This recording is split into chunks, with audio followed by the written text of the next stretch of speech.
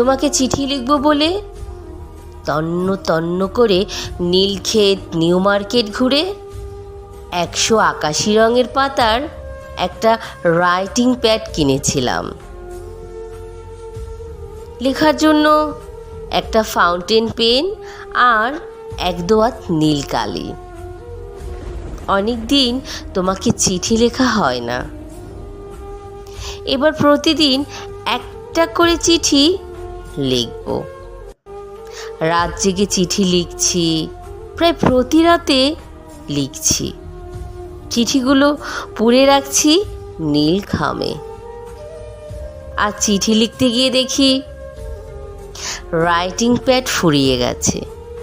100টা চিঠি নীলখামে বন্দি হয়ে পড়ে আছে আমার ড্রয়ারে। একটাও পোস্ট করা হয়নি। কোথায় চিঠি পোস্ট করব বলো তো? হলুদ আর নীল ডাকবাক্সগুলো আর নেই।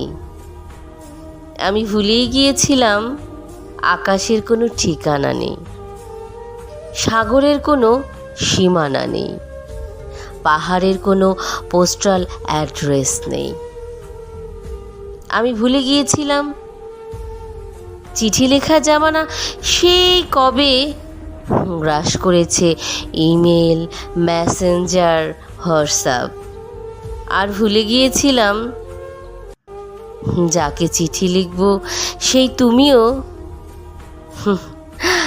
আর আমার নেই।